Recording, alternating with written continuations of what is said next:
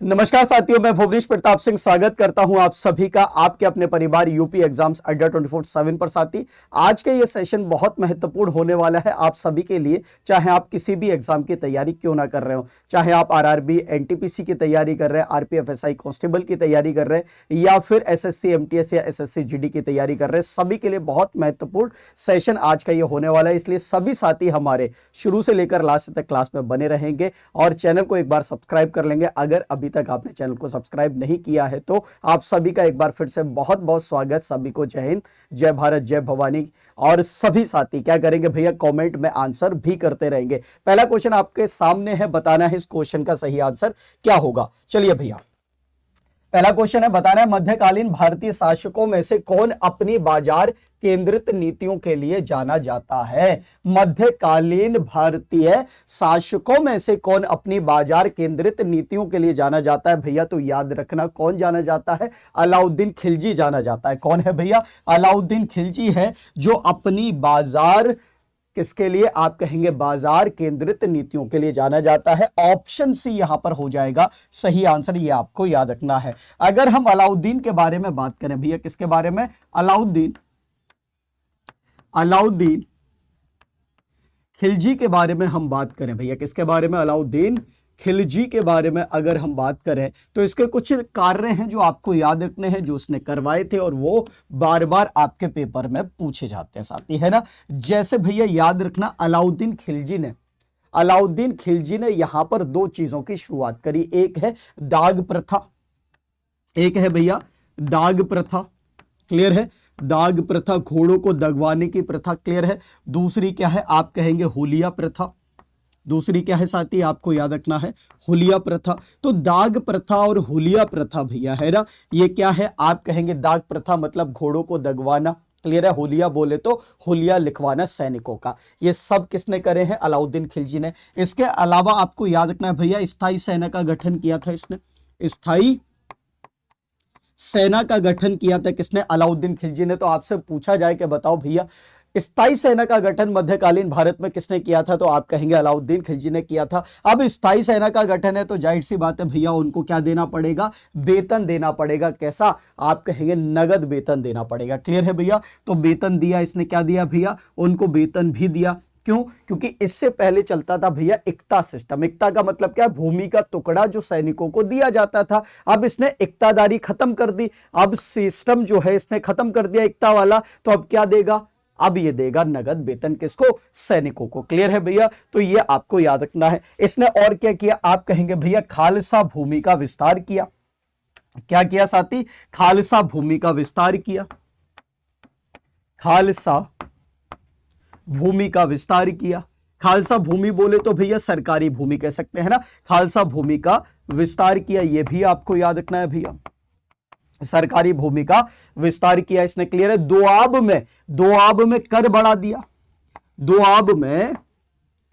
दोआब में कर वृद्धि कर दी। क्लियर है भैया? कर का मतलब समझते हो? टैक्स।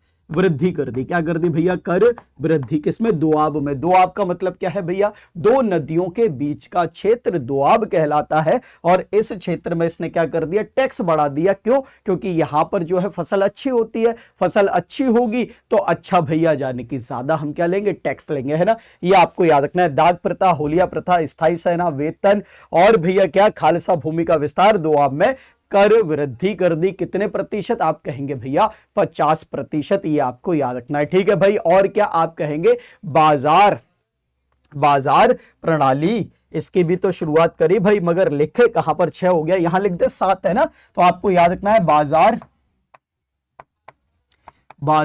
प्रणाली। बाजार प्रणाली या पद्धति हम कहें भैया सिस्टम, है ना। तो बाजार प्रणाली, क्लियर है साथी? कोई दिक्कत तो नहीं है, ये आपको याद रखना है, जिसको आज हम मंडी सिस्टम कहते हैं। तो ये जो बाजार प्रणाली है ना, ये बेसिकली आज का क्या है, हम कहेंगे मंडी सिस्टम है। मंडी की शुरुआत किसने करी थी? अलाउद्दीन खिलजी ने करी थी। ये आपको याद रखना है। अगले क्वेश्चन पर चलते हैं और ये काम याद रखना है। अच्छा, अलाउद्दीन खिलजी ने ये काम तो शुरू करे, इसके साथ इसने कुछ चीजें का निर्माण भी करवाया, कुछ इमारतों का निर्माण भी करवाया, वो भी आपको याद रखनी है। पूछा जाता है जैसे अलाई दरवाजा, है ना, निर्माण कार्य बताऊं तो अलाई दरवाजा, अलाई दरवाजा। क्लियर है भैया, अलाई दरवाजा, ये आपको याद रखना है। इसके साथ क्या है, आप कहेंगे सर हौज खास है, हौज खास है भैया, है ना, ये आपको याद रखना है, हौज खास है साथी। इसके बाद क्या है, चोर मीनार, चोर मीनार है भैया। क्लियर है, ये आपको याद रखना है, अलाई दरवाजा, हौज खास, चोर मीनार। अच्छा, ये सारी जो इसने निर्माण कार्य करवाए, सारी इमारतें जो बनवाई है, कहां पर, दिल्ली में, ये आपको याद रखना है। ठीक है, अगले क्वेश्चन पर आ जाओ भैया, फटाफट से बताना है आप सभी को भैया, ज्वार भाटा की घटना के लिए जिम्मेदार सबसे मजबूत बल है, कौन सा बल है सबसे मजबूत जो जिम्मेदार है, किसके लिए, ज्वार भाटा के लिए। ज्वार भाटा को अंग्रेजी में हम कहते हैं टाइड्स एंड एप्स। क्लियर है भैया, यहां पर लिखा होगा, ये लिखा है देखो, टाइड्स है ना, ज्वार भाटा, टाइड एंड एप्स कहते हैं। और याद रखना भैया, ये जो पृथ्वी पर समुद्र में ज्वार भाटा दिखाई देता है, ये किसके कारण दिखाई देता है, तो याद रखना भैया, ये दिखाई देता है बल के कारण। वो बल कौन सा है, आप कहेंगे वो है ग्रेविटेशनल फोर्स, यानी कि गुरुत्वाकर्षण बल। किसका गुरुत्वाकर्षण बल, तो याद रखेंगे सूर्य और चंद्रमा का। क्लियर है भैया, सूर्य और चंद्रमा के गुरुत्वाकर्षण बल के द्वारा पृथ्वी में, ये समुद्र में ज्वार भाटा की घटना हमको दिखाई देती है। मगर सूर्य और चंद्रमा दोनों गुरुत्वाकर्षण बल लगाते हैं, मगर सबसे जो अधिक बल है वो किसका लगता है, चंद्रमा का लगता है, ये आपको याद रखना है। अब देख लेते हैं भैया, चंद्रमा का गुरुत्वाकर्षण बल, ये लिखा हुआ है, ऑप्शन डी एकदम सही आंसर है। ठीक है भैया, तो याद रखना, सूर्य और चंद्रमा के गुरुत्वाकर्षण बल के द्वारा पृथ्वी पर समुद्र में ज्वार भाटा की घटना होती है। मगर बात करें सूर्य के गुरुत्वाकर्षण बल के द्वारा या फिर चंद्रमा के, दोनों के, मगर सबसे अधिक किसके, आप कहेंगे चंद्रमा का गुरुत्वाकर्षण बल सबसे अधिक काम करता है। देखो सूर्य बड़ा है, गुरुत्वाकर्षण बल उसका ज्यादा है, मगर उसकी दूरी ज्यादा है पृथ्वी से। क्लियर है भैया, इसलिए उसका गुरुत्वाकर्षण बल क्या हो जाता है, आप कहेंगे कम हो जाता है। मगर चंद्रमा छोटा है लेकिन पृथ्वी के बहुत पास है, इसलिए चंद्रमा का गुरुत्वाकर्षण बल पृथ्वी पर ज्यादा कार्य करता है, इसलिए यहां पर ऑप्शन डी हो जाएगा सही आंसर। ये आपको याद रखना है। ठीक है भाई, कोई दिक्कत तो नहीं है, आगे आ जाओ। अगला क्वेश्चन आपको बताना है, गोवा कर्नाटक सीमा पर दूध सागर झरना, दूध सागर झरना किस नदी द्वारा निर्मित है, यह आपको बताना है भैया। देखो झरना को हम क्या कहते हैं, जलप्रपात कहते हैं, और अंग्रेजी में कहते हैं वाटरफॉल। तो यहां पर कौन सा वाटरफॉल की बात हो रही है, दूध सागर वाटरफॉल की बात हो रही है। क्लियर है भैया, कहां पर है, गोवा और कर्नाटक की सीमा पर है। पूछा जा रहा है कि किस नदी द्वारा निर्मित है, तो याद रखेंगे भैया वो नदी है मांडवी नदी। क्लियर है, जिसको मांडोवी नदी भी कहा जाता है। ऑप्शन ए यहां पर हो जाएगा सही आंसर, ये आपको याद रखना है। क्लियर है भैया, ऑप्शन ए यहां पर हो जाएगा सही आंसर, ये आपको याद रखना है। मांडोवी नदी या मांडवी नदी इसको कहते हैं, याद रखना भैया। ये जो दूध सागर क्या है, आप कहेंगे वाटरफॉल है। बहुत बार पूछा जाता है कि दूध सागर झरना कहां पर है साथी, है ना, तो याद रखना ये जो दूध सागर है भैया, क्या है, दूध सागर झरना है, जिसको हम जलप्रपात कहते हैं। क्या कहते हैं, जिसको हम जलप्रपात कहते हैं, याद रखना दूध सागर जलप्रपात। क्लियर है भैया, इसी को हम आम भाषा में झरना और अंग्रेजी में वाटरफॉल कहते हैं। अब देखो वैसे तो ये गोवा और कर्नाटक की सीमा पर स्थित है। आपने एक पिक्चर देखी होगी, आपने एक पिक्चर देखी होगी भैया, कौन सी, चेन्नई एक्सप्रेस। तो चेन्नई एक्सप्रेस में जब बैठकर जा रहे होते हैं शाहरुख खान और दीपिका, तो वहां पर एक ऐसी जगह है जहां पर ट्रेन उनकी रुकती है, और जहां पर ट्रेन रुकती है तो पीछे एक वाटरफॉल दिखाई देता है, बहुत खूबसूरत सा। वही वाटरफॉल कौन सा है, आप कहेंगे भैया दूध सागर है, जो उस पिक्चर में दिखाया है ना वाटरफॉल, ट्रेन के पीछे पहाड़ियों से निकलता हुआ एक झरना, वही है दूध सागर। क्लियर है भैया, कहां पर, गोवा और कर्नाटक की सीमा पर। मगर यह पूछ लिया जाए आपसे कि दूध सागर झरना किस राज्य में है, तो फिर तो एक बताना पड़ेगा, वो एक है क्या, आप कहेंगे गोवा। तो आपसे पूछा जाए ना किस राज्य में है भैया, तो बता देना ये गोवा में है भैया। किस राज्य में स्थित है, तो बता देना भैया गोवा राज्य में स्थित है। कहां पर है साथी, गोवा में, क्योंकि सीमा दोनों की लगती है गोवा और कर्नाटक की, मगर भैया इसका अधिकांश भाग कहां पर है, गोवा में है, इसलिए सही आंसर गोवा हो जाएगा। नदी कौन सी है भैया, तो याद रखेंगे नदी है मांडोवी नदी। कौन सी है भैया, याद रखेंगे मंडोवी नदी या मांडोवी नदी इसको कहा जाता है।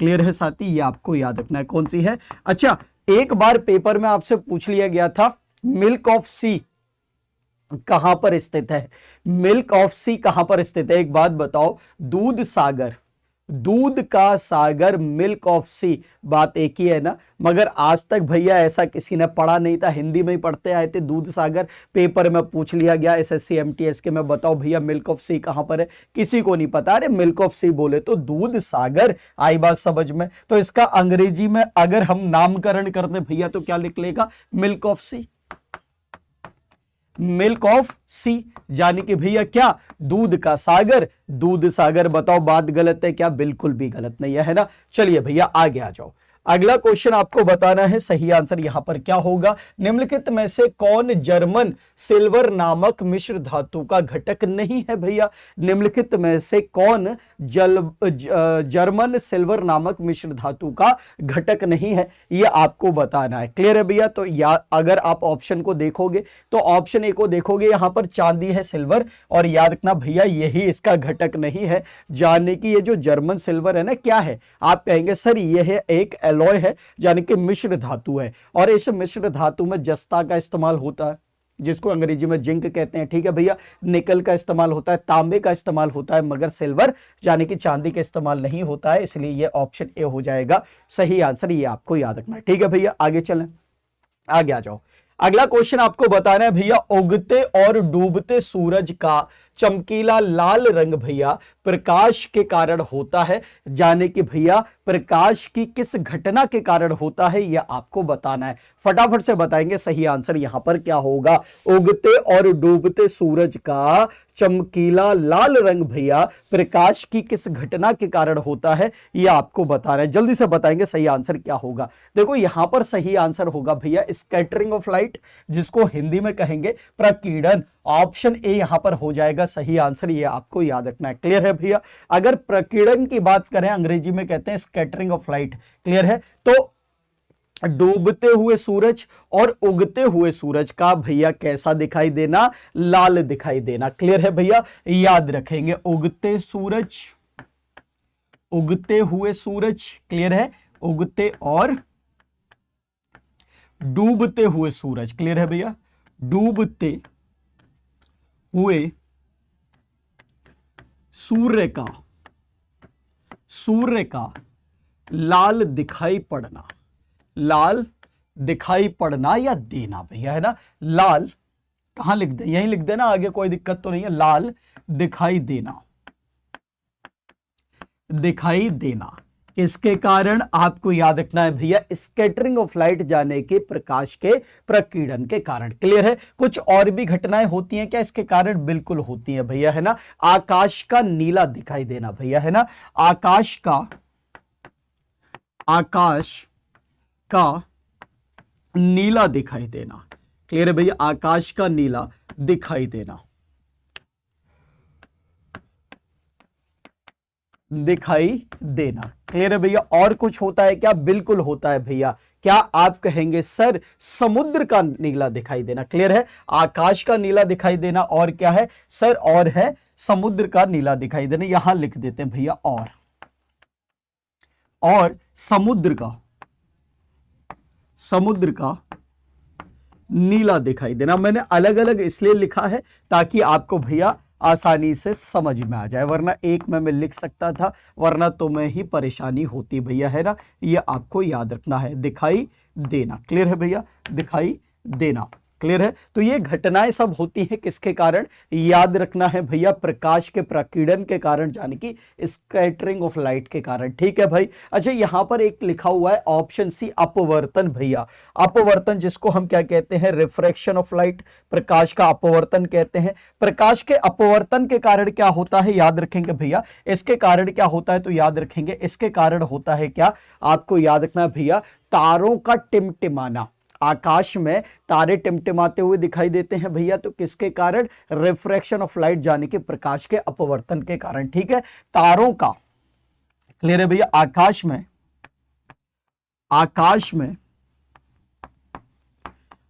में तारों का टिमटिमाना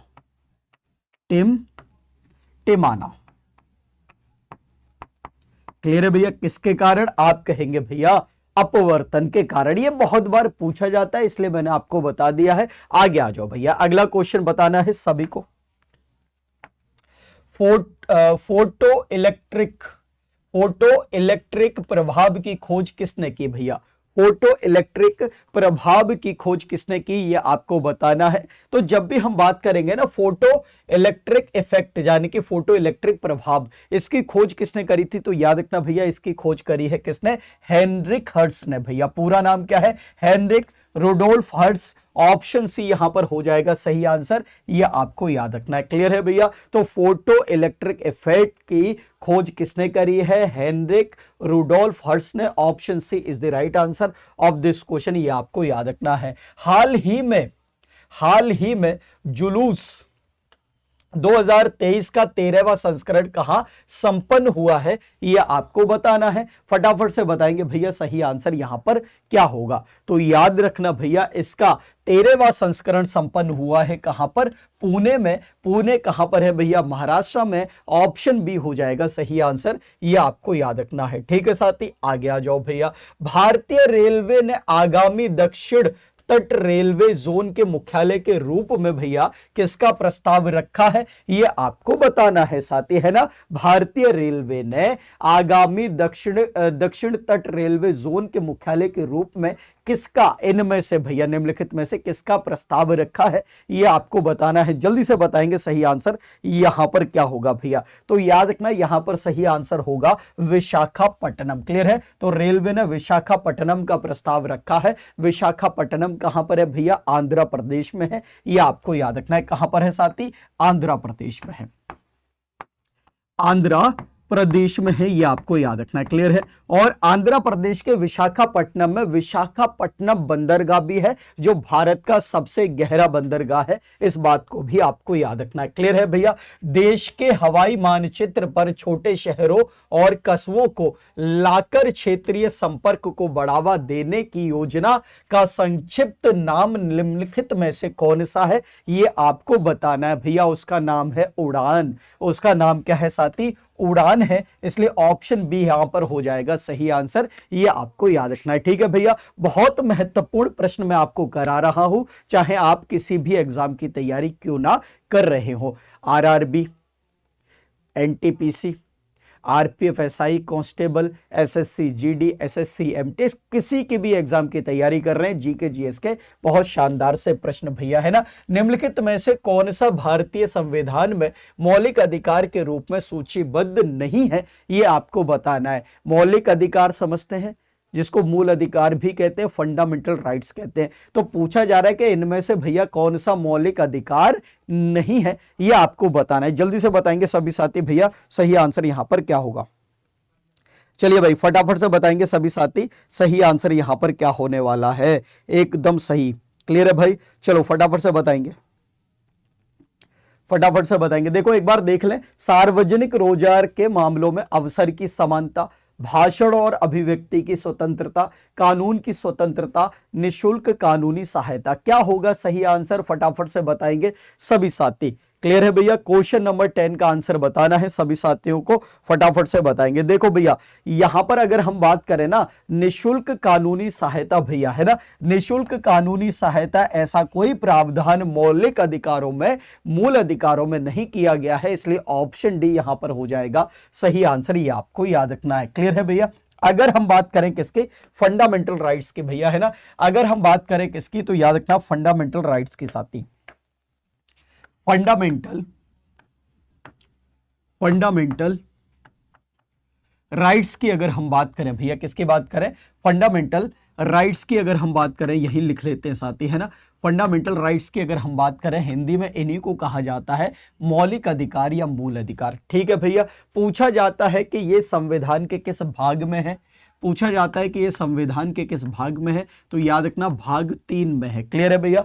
पूछा जाता है किस आर्टिकल से लेकर के किस आर्टिकल तक है भैया, यानी कि अनुच्छेद कौन सा है, तो अनुच्छेद की अगर हम बात करेंगे तो 12 से लेकर के 35 तक। क्लियर है भैया? आर्टिकल 12 से लेकर के आर्टिकल 35 तक याद रखेंगे फंडामेंटल राइट्स का क्या किया गया है, प्रावधान किया गया है। पूछा जाए कि बताओ भैया ये जो मौलिक अधिकार है ये किस देश से लिए गए हैं, तो याद रखना भैया स्रोत क्या है इनका, तो याद रखेंगे ये लिए गए हैं भैया अमेरिका के संविधान से। अमेरिका देश के संविधान से मौलिक अधिकारों को भारतीय संविधान में लिया गया है, ये आपको याद रखना है। क्लियर है भाई, कोई दिक्कत तो नहीं है। सबसे पहला अधिकार कौन सा है, अच्छा यहां पर स्पेस कम है तो बीच बीच में लिखना पड़ेगा, मैं लिख देता हूं, कोई दिक्कत नहीं है ना। तो याद रखना 7 प्रकार के मौलिक अधिकार थे, 7 प्रकार के मौलिक अधिकार थे जब मूल संविधान बना था। क्लियर है भैया, मगर वर्तमान में कितने हैं, 6 प्रकार के।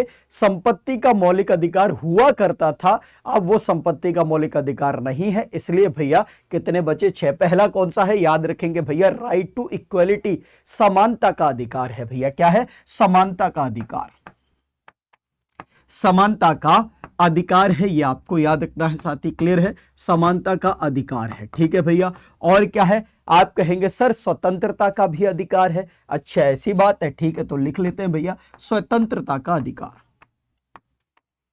स्वतंत्रता का अधिकार है भैया। क्लियर है, स्वतंत्रता का अधिकार है। और क्या है, और है भैया अगला क्या, शोषण के विरुद्ध अधिकार। किसके विरुद्ध भैया, शोषण के विरुद्ध अधिकार, ये आपको याद रखना है। किसके विरुद्ध है भैया, शोषण के विरुद्ध अधिकार है। तीसरा लिख लेते हैं, शोषण के विरुद्ध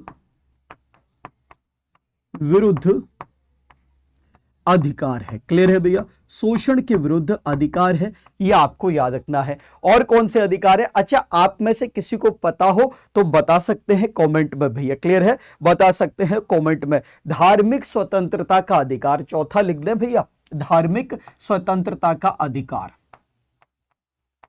धार्मिक स्वतंत्रता का अधिकार है, यह आपको याद रखना है। क्लियर है भैया, धार्मिक स्वतंत्रता का अधिकार है। यहां पर कितने हो गए, 4 हो गए, एक और आ जाएगा नीचे, है ना।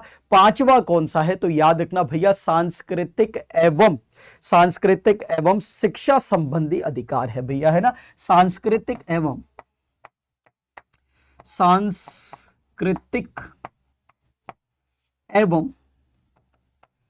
एवं शिक्षा संबंधी अधिकार, शिक्षा संबंधी अधिकार,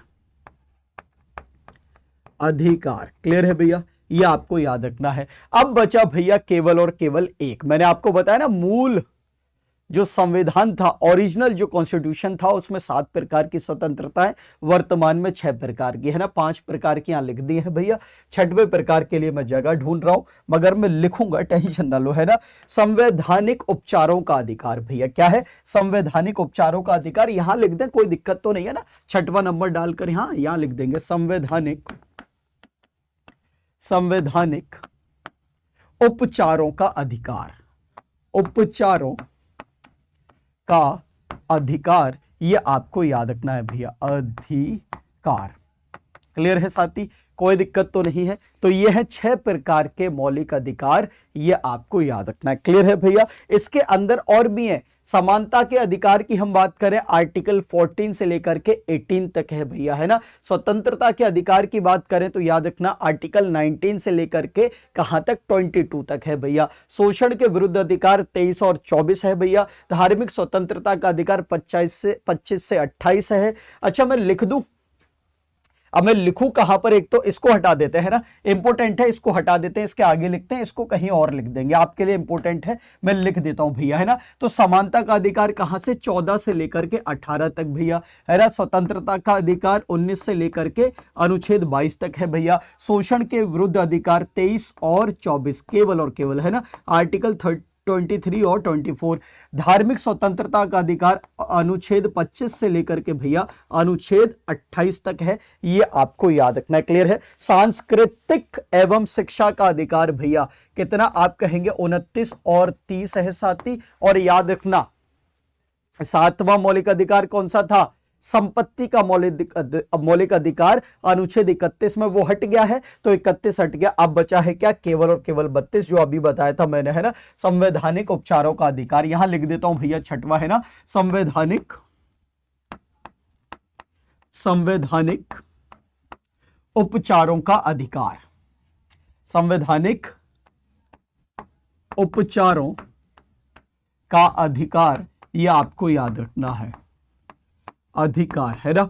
अब इसके लिए आर्टिकल कौन सा है सर, बाकी के बता दिए, इसके भी बता दो भैया। इसके लिए आर्टिकल है केवल और केवल 32। क्लियर है भाई, पूरा का पूरा फंडामेंटल राइट्स हमने जुगाड़ के भैया यहां बिठा दिया है ना, जुगाड़ से जहां पर हमें जगह मिली। क्लियर है, अब कोई दिक्कत तो नहीं है। चलिए साथी, उम्मीद करते हैं यहां तक किसी को कोई दिक्कत नहीं होगी। आगे आ जाओ भैया, अगला क्वेश्चन बताना है सभी साथियों को भाई, किसी भी तत्व के समस्थानिकों के संदर्भ में निम्नलिखित में से कौन सा कथन सही नहीं है, यह आपको बताना है भैया। समस्थानिक समझते हो, समस्थानिक को हम क्या कहते हैं, आइसोटोप्स कहते हैं। और आपको बताना है भैया, किसी भी तत्व के समस्थानिकों के संदर्भ में निम्नलिखित में से कौन सा कथन सही नहीं है, यह आपको बताना है। उनकी परमाणु संख्या समान होती है, वे भौतिक गुणों में भिन्न होते हैं, उनकी द्रव्यमान संख्या समान होती है, या उनके रासायनिक गुण समान होते हैं। क्या होगा सही आंसर, ये आपको बताना है। सभी साथी एक बार बताएंगे भैया, कोशिश करेंगे।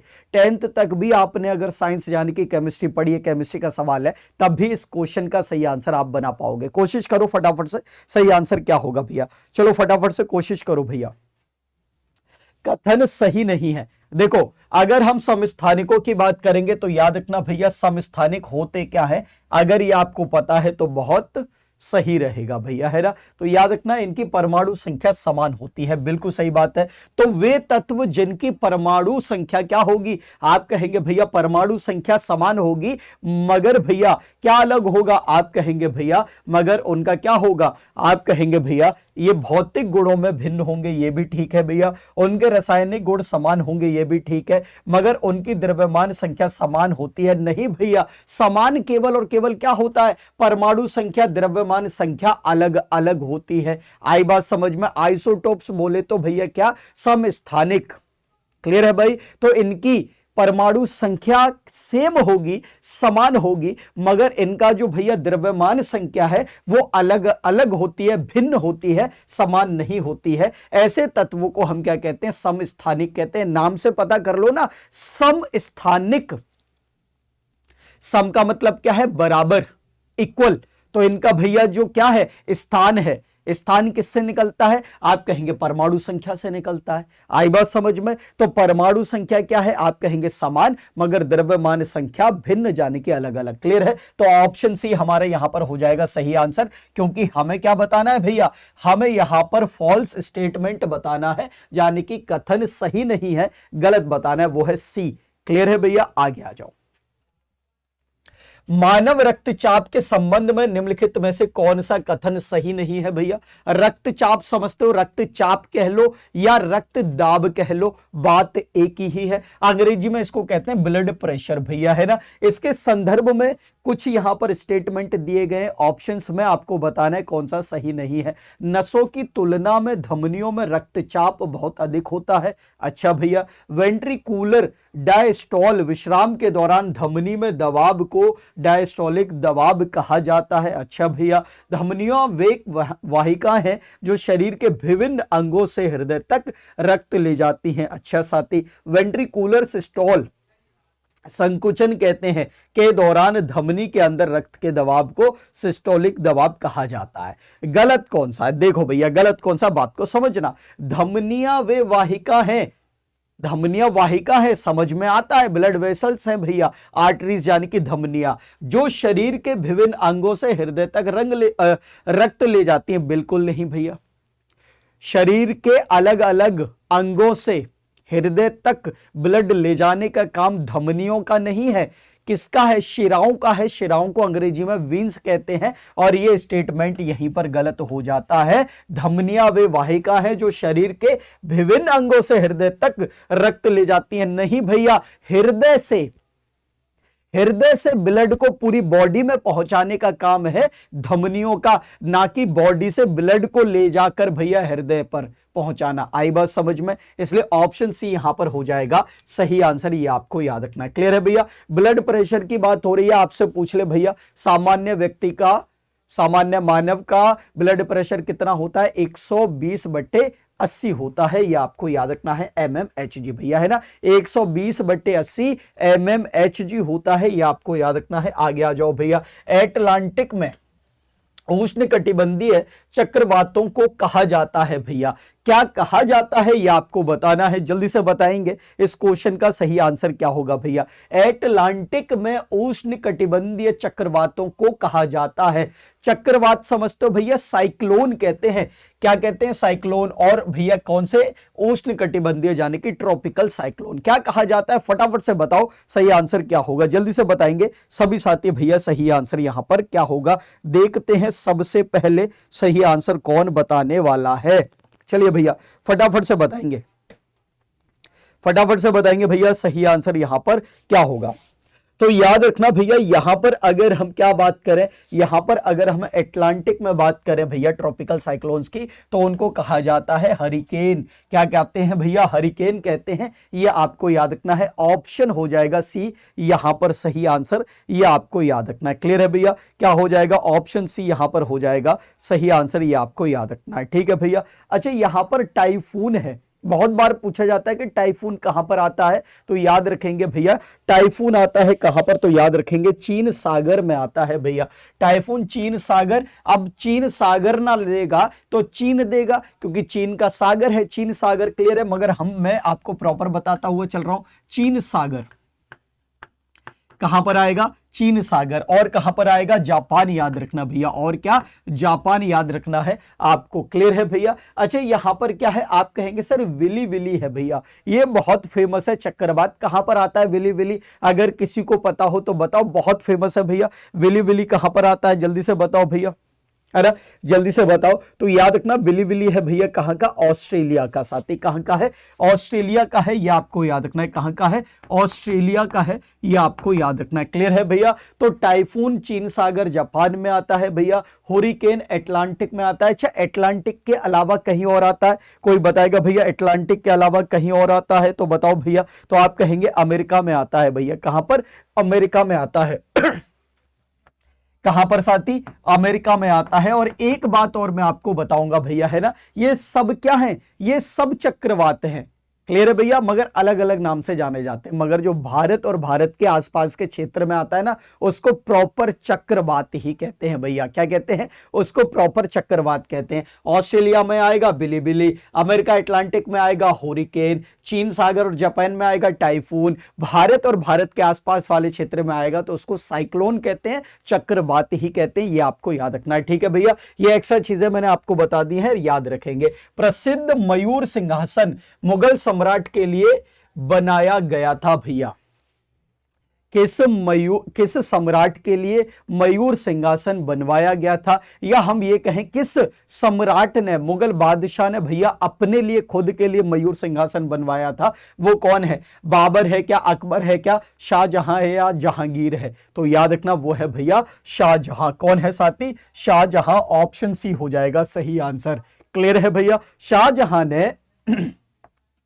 शाहजहां ने भैया याद रखना बहुत सारी चीजों का निर्माण करवाया। जैसे भैया शाहजहां की बात करेंगे, हम बात कर रहे हैं केवल और केवल शाहजहां की, याद रखना, और किसी की नहीं। ठीक है भैया? शाहजहां ने भैया याद रखना किसका निर्माण कराया? आप कहेंगे सर दिल्ली में लाल किले का, लाल किला बनवाया। क्या बनवाया भैया? लाल किला बनवाया, यह आपको याद रखना है। क्लियर है भैया? दिल्ली में। और क्या बनवाया? आप कहेंगे दिल्ली में ही जामा मस्जिद भैया। कौन सी मस्जिद? जामा मस्जिद का निर्माण भी करवाया, यह भी आपको याद रखना है। कहां पर भैया? दिल्ली में। आई बात समझ में? और क्या आप कहेंगे सर आगरा में? सर आगरा में बनवाया इसने क्या? ताजमहल। शाहजहां ने ही तो बनवाया था ना ताजमहल भैया। ताजमहल भैया कहां पर? आप कहेंगे सर आगरा में। किस नदी के तट पर? आप कहेंगे यमुना नदी के तट पर। यह आपको याद रखना है। क्लियर है भैया? अब मैं एक बार यहां पर लिख देता हूं कहां पर क्या क्या बनवाया है ना। लाल किला कहां पर भैया? दिल्ली में। क्लियर है साथी? जामा मस्जिद कहां पर? दिल्ली में। क्लियर है भैया? चलो आगे आ जाओ भैया। ताजमहल कहां पर? आप कहेंगे आगरा में। क्लियर है भैया? आगरा में इसने एक और चीज बनवाई जिसका नाम क्या है सर, उसका नाम है मोती मस्जिद भैया। क्या नाम है? मोती मस्जिद। ये भी आपको याद रखना है। क्लियर है भैया? बहुत बार पूछा जाता है मोती मस्जिद। क्लियर है भैया? कौन सी मस्जिद? आप कहेंगे मोती मस्जिद का निर्माण भी करवाया है किसने? आप कहेंगे भैया शाहजहां ने। कहां पर? याद रखेंगे आगरा में। कहां पर भैया? आगरा में। क्लियर है भैया? कहां पर? आगरा में। क्लियर है? और एक तो यही पूछी गई है भैया, क्या है? आप कहेंगे मयूर सिंहासन है। याद रखना, इसी मयूर सिंहासन को भैया एक और नाम से जानते थे। अगर किसी को पता हो तो फटाफट से लिख दो, मेरे पहले लिख दो, मेरे लिखने से पहले लिख दो भैया। मयूर सिंहासन को और किस नाम से जाना जाता था? तो आप कहेंगे सर इसको जाना जाता था किस नाम से? इसको जाना जाता था भैया तख्त ए ताउस के नाम से। किसके नाम से? तख्त ए ताउस के नाम से। ये आपको याद रखना है। किस नाम से भैया? तख्त ए ताउस या तख्ते ताउस हम लिख दें तो कोई गलत नहीं होगा। क्लियर है? तख्ते ताउस के नाम से। आई बात समझ में कि नहीं आई भैया? चलिए, तो ये सारी चीजें आपको याद रखनी है भैया। किसकी है? आप कहेंगे शाहजहां की है भैया। किसकी है? शाहजहां की है। ये आपको याद रखना है। क्लियर है? और किसी की नहीं है भाई। मैं लिख देता हूं वरना तुम कहोगे कि हमें तो पता ही नहीं है सर किसके हैं। तो आप कहेंगे सारे काम है भैया किसके? शाहजहां के। शाहजहां के। क्लियर है भाई? कोई दिक्कत तो नहीं है। उम्मीद करते हैं भैया यहां तक किसी को कोई दिक्कत नहीं होगी। जहांगीर की बात करें भैया तो जहांगीर ने क्या करा? आप कहेंगे जहांगीर ने न्याय की जंजीर बनवाई भैया। बहुत फेमस, बहुत प्रसिद्ध, बहुत बार पूछी जाती है भैया, है ना? तो जहांगीर ने, याद रखेंगे भैया, क्या बनवाई? आप कहेंगे इसने न्याय की जंजीर बनवाई भैया, है ना? न्याय की जंजीर भैया, है ना? न्याय की जंजीर भैया। क्लियर है? न्याय प्रिय राजा, न्याय प्रिय बादशाह, न्याय की जंजीर बनवाई। जिसको भी न्याय चाहिए जंजीर हिला देना। जंजीर में घंटे लगे हुए हैं, घंटे बज जाएंगे, दरबार में पता चल जाएगा कि भैया कोई न्याय मांगने आया है। क्लियर है भैया? अगर हम बात करें अकबर की तो अकबर ने तो बहुत सारी चीजें बनवाई हैं। यहां पर अकबर ने तो बहुत सारी चीजें बनवाई हैं। लिखना मुश्किल हो जाएगा भैया, कैसे लिखेंगे, मगर लिख देते हैं एक दो चीजें, ऐसी बात नहीं है ना। अकबर, रेड कलर से लिख रहा हूं भैया अकबर के लिए, ठीक है? जैसे भैया फतेहपुर सीकरी का निर्माण करवाया भैया। किसका? फतेहपुर सीकरी का निर्माण करवाया। यह आपको याद रखना है, फतेहपुर सीकरी। क्लियर है भैया? कहां पर है फतेहपुर सीकरी? आगरा में है भैया। क्लियर है? फतेहपुर सीकरी का निर्माण करवाया। और इसी फतेहपुर सीकरी में याद रखना बुलंद दरवाजा भैया। इसी फतेहपुर सीकरी में क्या है? बुलंद दरवाजा है। यह भी आपको याद रखना है, बुलंद दरवाजा है। क्लियर है साथी? और क्या है याद रखना भैया? और क्या है? आप कहेंगे भैया आगरा का किला भी तो बनवाया है। आगरा का किला, जिसको आगरा का लाल किला कहते हैं ना, आगरा का किला भी बनवाया है। किसने? आप कहेंगे सर अकबर ने। ये आपको याद रखना है। अच्छा, ये जो फतेहपुर सीकरी है ना भैया, इसी फतेहपुर सीकरी में याद रखना पंचमहल, जोधाबाई महल, जिसको मरियम महल के नाम से भी जानते हैं, बीरबल महल। क्लियर है भैया? और शेख सलीम चिश्ती की दरगाह, ये सब कहां पर स्थित है? फतेहपुर सीकरी में स्थित है। ये आपको याद रखना है साथी, ठीक है? अगले क्वेश्चन पर चलते हैं। बहुत हो गया है यहां पर, है ना? हौच पौच हो जाएगी फिर भैया, आगे आ जाओ। अगला क्वेश्चन आपको बताना है साथी, भारत और फ्रांस की वायु सेनाओं के बीच संयुक्त अभ्यास को कहा जाता है भैया। क्या कहा जाता है? यह आपको बताना है। भारत और फ्रांस की वायु सेनाओं के बीच संयुक्त अभ्यास को कहा जाता है। क्या कहा जाता है? यह आपको बताना है। जल्दी से बताएंगे सही आंसर यहां पर क्या होगा। कोशिश करके देख लो, शायद भैया आंसर सही निकल जाए। फटाफट से बताएंगे भैया सही आंसर क्या होगा। वज्र कहा जाता है, वरुण कहा जाता है, या यम कहा जाता है? इनमें से कोई नहीं कहा जाता है। नन ऑफ दिस होता है सही आंसर, ठीक है भैया? निम्नलिखित में से कौन सी कक्षा मौसम निगरानी उपग्रह को रखने के उद्देश्य से सबसे उपयुक्त मानी जाती है? यह आपको बताना है। Which of the following orbit is considered most suitable for placing metrological monitoring satellite? भैया सही आंसर क्या होगा? फटाफट से बताएंगे सभी साथी भैया, है ना? सही आंसर यहां पर क्या होगा? फटाफट से बताएंगे सही आंसर भैया, है ना? तो याद रखना भैया, यहां पर अगर कोई ऐसी ऑर्बिट है जो सबसे ज्यादा उपयुक्त है, वो है भैया कौन सी? आप कहेंगे सूर्य समकालिक कक्षा यानी कि sun synchronous orbit. Option D is the right answer of this question. आगे आ जाओ भैया। अंतरराष्ट्रीय बायोटेक कॉन्क्लेव का उद्घाटन कहां किया गया था भैया? अंतरराष्ट्रीय बायोटेक कॉन्क्लेव का उद्घाटन कहां किया गया था, यह आपको बताना है भैया। सही आंसर क्या होगा एक बार बताएंगे सभी साथी भैया, है ना? तो याद रखना ये जो अंतरराष्ट्रीय बायोटेक इनकलेब है भैया, इसका जो उद्घाटन है इम्फाल में किया गया था। ऑप्शन डी हो जाएगा सही आंसर। ठीक है, तो करंट के क्वेश्चन भी मैं आपके लिए लेकर आया हूं ताकि आपको आइडिया लगे भैया कि करंट के क्वेश्चन किस तरीके से पूछे जाते हैं। क्लियर है? मुगल सिंहासन संभालने से पहले शाहजहां को क्या कहा जाता था, यह आपको बताना है भैया। मुगल सिंहासन संभालने से पहले किसको भैया? शाहजहां को क्या कहा जाता था? खुर्रम कहा जाता था, सलीम, कामरान या दारा शिको? अरे भैया दारा शिको अलग है, कामरान अलग है। सलीम की बात करें तो सलीम आगे चलकर जहांगीर बनता है, और ये नाम है ना खुर्रम, यही खुर्रम आगे चलकर भैया शाहजहां बनता है। तो शाहजहां का बचपन का नाम क्या है? आप कहेंगे खुर्रम है भैया, और यही खुर्रम आगे चलकर क्या बनेगा? शाहजहां बनेगा। क्या बनेगा भैया? शाहजहां बनेगा। जब ये मुगल बादशाह बनेगा तो शाहजहां के नाम से जाना जाएगा। आई बात समझ में? ये जो सलीम है भैया, सलीम ही आगे चलकर क्या बनेगा भैया? आप कहेंगे सलीम ही आगे चलकर जहांगीर बनेगा। क्या बनेगा भैया? जहांगीर बनेगा। जहांगीर बनेगा, ये आपको याद रखना है साथी। क्लियर है भैया? कोई दिक्कत तो नहीं? तो आपसे जहांगीर के बचपन का नाम पूछा जाए, सलीम बता देना भैया, है ना? और शाहजहां के बचपन का नाम पूछा जाए तो खुर्रम बता देना साथी, है ना? ऑप्शन ए हो जाएगा सही आंसर। आगे आ जाओ भैया। बताना है इस क्वेश्चन का आंसर। राष्ट्रीय खनिज विकास निगम ने किसे अपना ब्रांड एम्बेसडर नियुक्त किया है भैया? राष्ट्रीय खनिज विकास निगम ने किसे अपना ब्रांड एम्बेसडर नियुक्त किया है? अकॉर्डिंग टू भैया हम इस ऑप्शन के हिसाब से आंसर लगाएंगे तो याद रखना वो कौन है? वो है निकहत जरीन। ऑप्शन ए हो जाएगा सही आंसर, ये आपको याद रखना है। आगे आ जाओ। बताना है निम्नलिखित में से कौन सा परमाणु रिएक्टरों में न्यूट्रॉन अवशोषित पदार्थ के रूप में उपयोग नहीं किया जाता है, यह आपको बताना है भैया। Which of the following is not used as a neutron absorbing material in nuclear reactors? भैया है ना, आपने सुना होगा न्यूक्लियर रिएक्टर के बारे में, केमिस्ट्री में पढ़ा होगा भैया, है ना? आपने केमिस्ट्री में पढ़ा होगा न्यूक्लियर फिजन और न्यूक्लियर फ्यूजन भैया। उसके तहत आपने ये भी पढ़ा होगा कि न्यूक्लियर रिएक्टर्स में कौन कौन सी प्रोसेस होती है। तो न्यूक्लियर रिएक्टर के बारे में पढ़ा होगा, तो वहां पर क्या होती है? आप कहेंगे भैया वहां पर ये जो न्यूट्रॉन है इसको अवशोषित करने की एक रॉड होती है, और वो रॉड किसकी बनी होती है? आप कहेंगे सर वो रॉड बोरोन की बन सकती है, कैडमियम की बन सकती है, हाफनियम की बन सकती है, मगर भैया वो आयरन की नहीं होती है। इसलिए option D is the right answer of this question. Clear है भैया? उस रॉड की बात करें तो भैया बोरोन कैडमियम की बनती है, क्लियर है, मगर आयरन की नहीं बनती है। ठीक है भैया, आगे आ जाओ। वो रॉड क्या करती है? आप कहेंगे परमाणु रिएक्टरों में न्यूट्रॉन को अवशोषित करती है, एब्जॉर्ब करती है। ठीक है साथी, आगे आ जाओ भैया।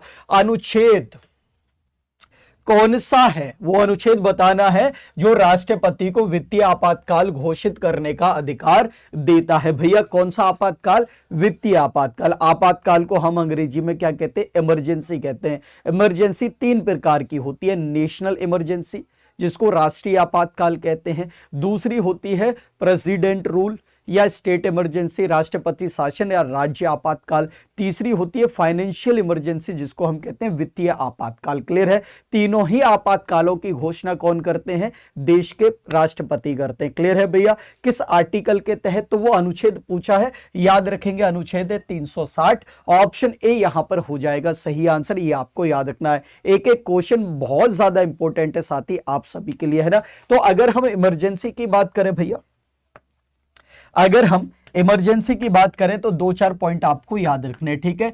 इमरजेंसी, इमरजेंसी हिंदी में क्या कहेंगे? आपातकाल कहेंगे, आपातकाल कहेंगे। ये आपको याद रखना है। क्लियर है भैया, आपातकाल कहेंगे। ठीक है, पूछा जाए भैया ये जो इमरजेंसी है ये संविधान के किस भाग में है? क्लियर है, पूछा जाए ये जो इमरजेंसी है भैया ये संविधान के किस भाग में है?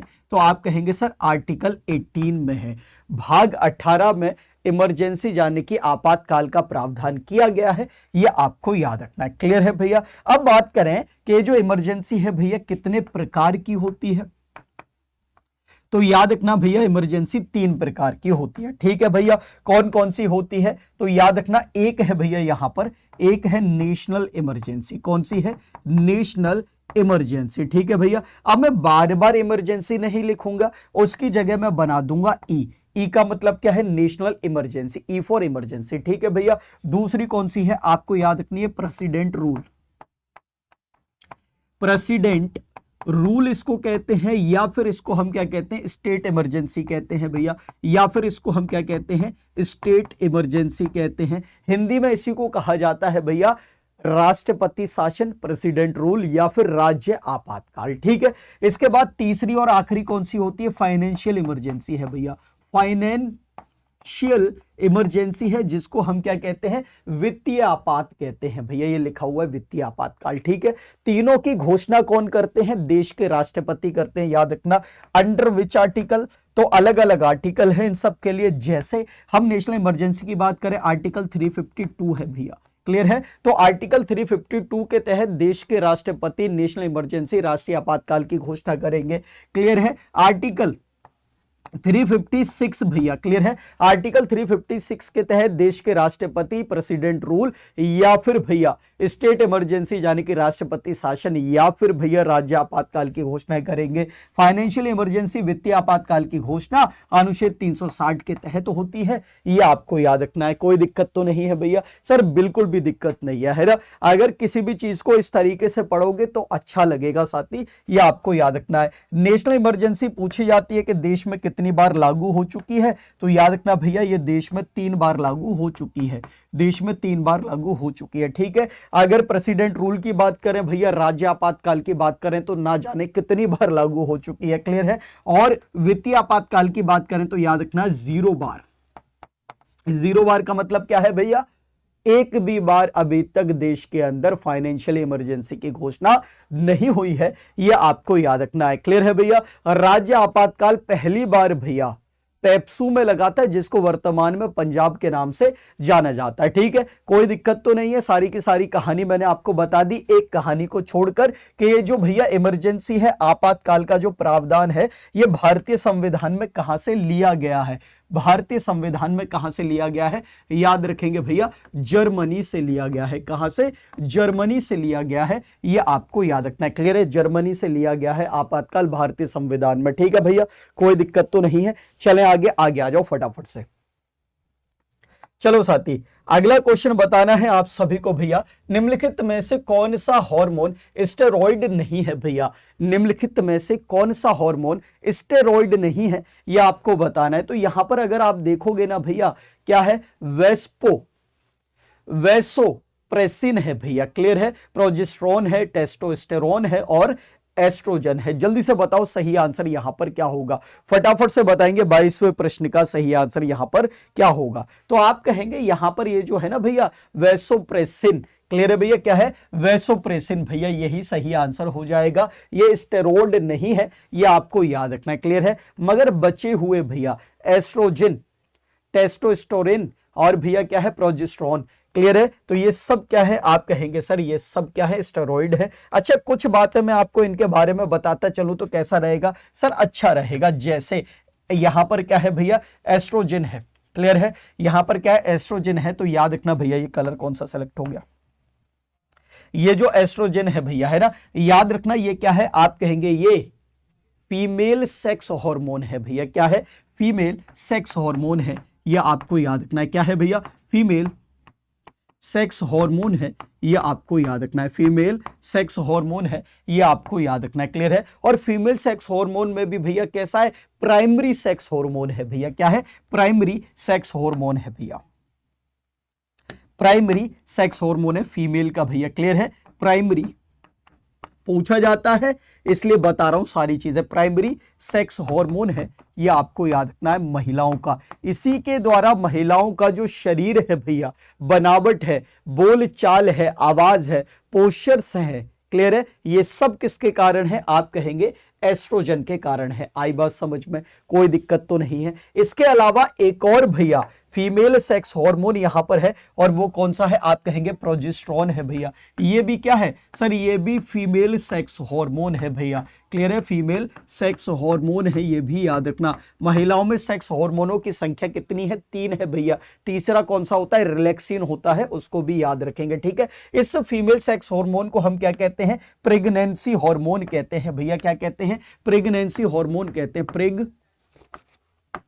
प्रेगनेंसी हार्मोन कहते हैं भैया। क्लियर है? प्रेगनेंसी हार्मोन कहते हैं, ये आपको याद रखना। ई नहीं बनेगा, बनाते नहीं है, कोई दिक्कत नहीं है ना। प्रेगनेंसी हार्मोन कहते हैं। प्रेगनेंसी एडॉप्ट करने में महिलाओं को मदद करता है कौन सा? प्रोजेस्टेरोन। क्लियर है? यहां पर है टेस्टोस्टेरोन, जिसको एंड्रोजन भी कहा जाता है। और ये क्या है सर? ये है क्या? ये है मेल सेक्स हार्मोन भैया। क्या है? मेल सेक्स हार्मोन है, ये आपको याद रखना है भैया।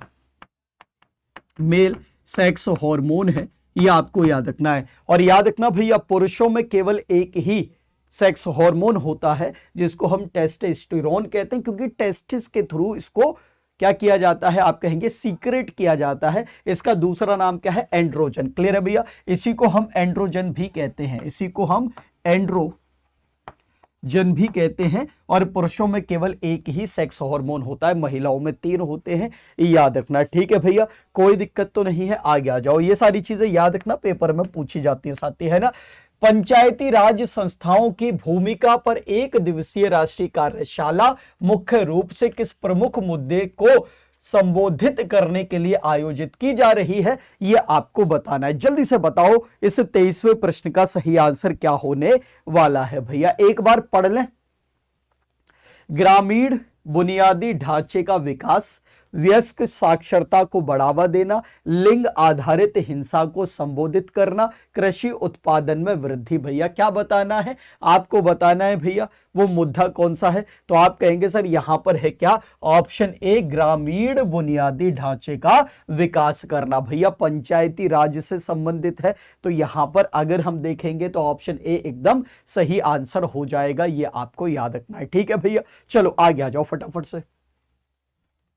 एक छोटा विद्युत प्रभाव को मापने के लिए एक उपकरण है भैया। वो उपकरण कौन सा है जो एक छोटे विद्युत प्रभाव को मापने के लिए है भैया? वो आपको बताना है। तो यहां पर अगर आप देखोगे अनीमोमीटर भैया।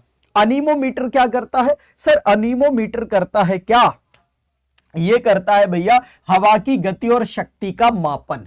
क्लियर है? तो हवा की गति और शक्ति को मापना है तो अनीमोमीटर का इस्तेमाल कर सकते हैं। हवा की गति और भैया शक्ति को मापना है तो अनीमोमीटर का इस्तेमाल कर सकते हैं, ये आपको याद रखना है, ठीक है। तो इसका मतलब ऑप्शन ए तो नहीं होगा। हाइग्रोमीटर भैया, हाइग्रोमीटर किस काम में आता है भैया? आर्द्रता को मापने में। आर्द्रता का मापन करना है। आर्द्रता, आर्द्रता बोले तो भैया ह्यूमिडिटी। क्लियर है? इसके बाद क्या है? स्फिग्मोमैनोमीटर भैया, नाम देख रहे हो कितना बड़ा है। स्फिग्मोमैनोमीटर भैया, इसके द्वारा मापा जाता है ब्लड प्रेशर। बहुत बार पूछा गया है ये आपके पेपर में। ब्लड प्रेशर भैया, ब्लड प्रेशर समझते हो? आप कहेंगे रक्त दाब या रक्तचाप, ठीक है। तो ऑप्शन ए बी सी तो नहीं होंगे। अब बचा कौन सा सर? बचा है यहां पर ऑप्शन डी, गैल्वेनोमीटर, और यही है हमारा सही आंसर, ठीक है भैया। Option D is the right answer of this question भैया। इलेक्ट्रिक करंट को मेजर किया जाता है इसके थ्रू। किसको? इलेक्ट्रिक करंट को मेजर किया जाता है, विद्युत धारा को मेजर किया जाता है गैल्वेनोमीटर के द्वारा। ऑप्शन डी यहां पर हो जाएगा सही आंसर, ये आपको याद रखना है साथी, ठीक है। आगे आ जाओ भैया, बाकी सारी चीजें भी मैंने बता दी हैं, याद रखेंगे। अगला क्वेश्चन बताना है सबको भैया, पाइका विद्रोह का नेतृत्व किसने किया था भैया?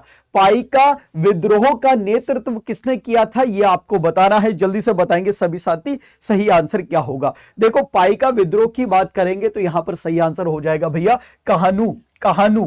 क्लियर है भैया, ऑप्शन डी यहां पर हो जाएगा सही आंसर, कानू। क्लियर है भैया, ऑप्शन डी। आगे आ जाओ साथी, आपको बताना है दिव्य कला मेला 2024 कहां आयोजित किया जा रहा है भैया। दिव्य कला मेला 2024 कहां आयोजित किया जा रहा है, यह आपको बताना है। जल्दी से बताएंगे सही आंसर यहां पर क्या होगा, फटाफट से बताओ भैया, जल्दी से बताएंगे सभी साथी यहां पर सही आंसर क्या होगा। तो याद रखना भैया, जयपुर, लखनऊ, पटना नहीं होगा, बचा क्या, अगरतला। बचा क्या भैया, अगरतला। ऑप्शन ए हो जाएगा सही आंसर।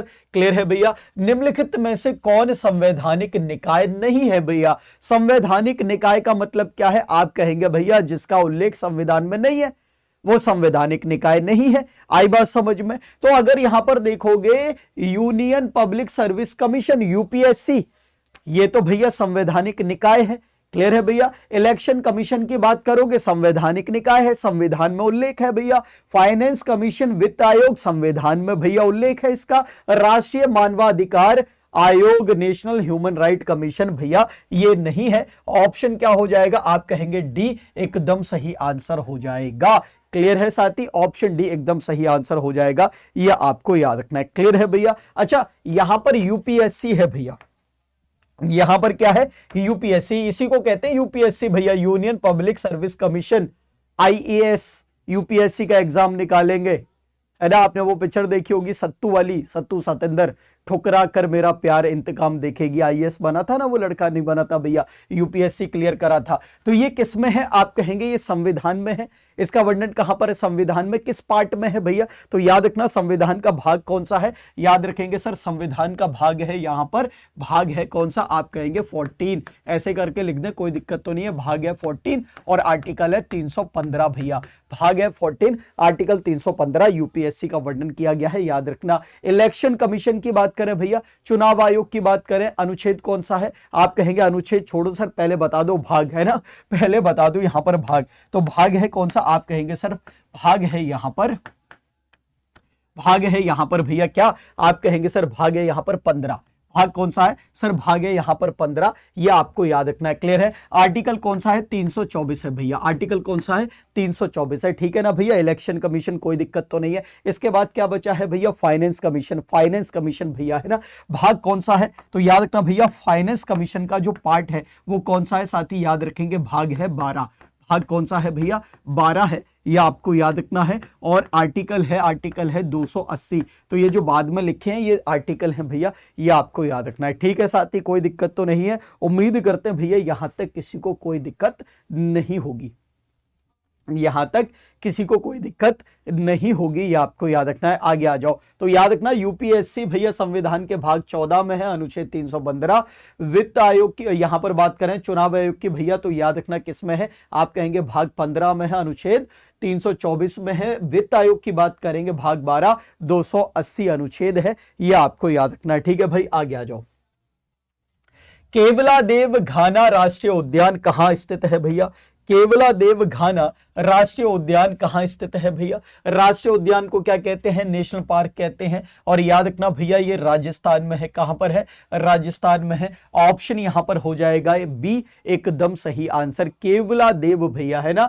घाना राष्ट्रीय उद्यान कहां पर है, आप कहेंगे भैया राजस्थान में है, ये आपको याद रखना है साथी। ठीक है भाई, कोई दिक्कत तो नहीं है। उम्मीद करते हैं भैया यहां तक किसी को कोई दिक्कत नहीं होगी। मध्य प्रदेश के राष्ट्रीय उद्यान की बात करें तो याद रखना भैया, है ना, सतपुड़ा राष्ट्रीय उद्यान है, माधव राष्ट्रीय उद्यान है, संजय राष्ट्रीय उद्यान है, पेंच राष्ट्रीय उद्यान है, पन्ना राष्ट्रीय उद्यान है, जीवाश्म राष्ट्रीय उद्यान है। भैया तुम कह रहे होगे सर क्या कह रहे हो, इतने सारे राष्ट्रीय उद्यान है, मगर तुम अभी केवल यही याद रखो। ठीक है भैया। नर्मदा और ताप्ती नदियों के बीच चलने वाली पर्वत श्रृंखला कौन सी है भैया, तो याद रखना यहां पर है कौन सी, आप कहेंगे सतपुड़ा पर्वत श्रेणी भैया। कौन सी है, सतपुड़ा पर्वत श्रेणी है, ये आपको याद रखना है। क्लियर है भैया, ये आपको याद रखना है। देखो यहां पर समझो साथी, है ना, यहां पर समझो, ये क्या सेलेक्ट हो गया भैया, यहां पर समझो, है ना, ये है क्या, आप कहेंगे प्रायद्वीपीय भारत।